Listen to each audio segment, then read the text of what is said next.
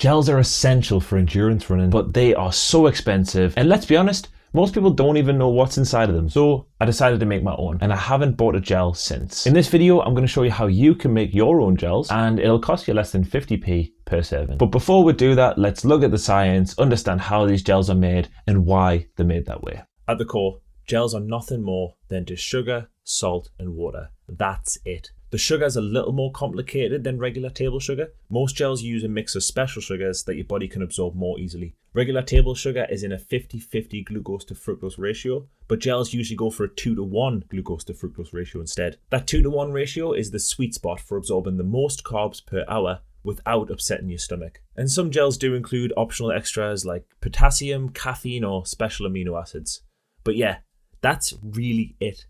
No weird chemicals, no strange additives, nothing. Just simple ingredients that you can buy at the supermarket. So with that in mind, let's make some gels. Here's what we're going to need. Honey is the main source of sugar, maltodextrin, which is 100% glucose, and that's how we get that magic 2-to-1 glucose-fructose ratio, regular old table salt, and water. If you want, you can go a bit harder with some optional extras. Low salt for potassium, amino acids for muscle recovery if you're into that, and caffeine because obviously.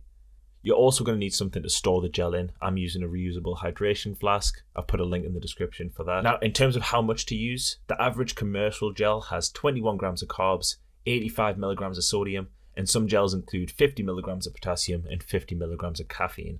These are the macros that I'm going to target for my gel. So to get those macros, I'm grabbing some scales and I'm going to mix together the following. If you're using just table salt, use 1.7 grams. That's 85 milligrams of sodium per gel. If you're using low salt, use 1.3 grams of table salt and 1.1 grams of low salt, and that'll give you 85 milligrams of sodium and 50 milligrams of potassium. For the sugars, 72 grams of maltodextrin and 112 grams of honey.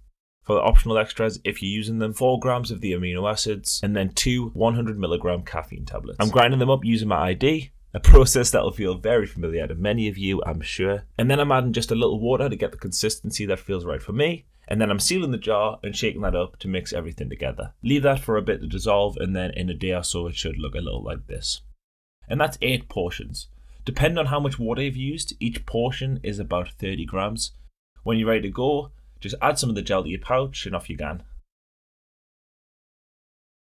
So just like any commercial gel, you want to actually take out the gel for a little test before you start using it on race day. You want to make sure it sits on your stomach right, it's not causing any gastro issues, anything like that. And if it does, unlike commercial gels, you can really easily make micro adjustments to the recipe to actually get it where you want it to be. So if you feel like you're cramping up, might be that there's not enough sodium. If the caffeine's doing something, you might want to remove that or add it if you haven't got it. Or if it's upsetting your stomach, it could be the sugar to water ratio is off, so you might want to add a little bit more water so that it aids in digestion a little bit. Best part is that these gels, the cost of barrier is so low, it's like 50 pence per gel, whereas molten gels cost like £3 a go. So you can rapidly experiment with this, make sure it's okay, and it's not going to cost a lot to keep doing that. Whereas if you do it with commercial gels, the cost is going to add up quickly. And for those who give a shit, here's the macros. And then here's those macros compared with some commercial gels.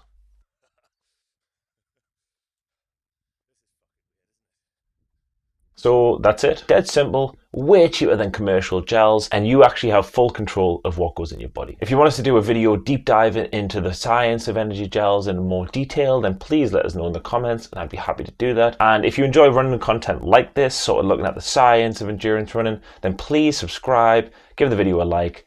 It would mean a lot, and see you in the next one, hopefully.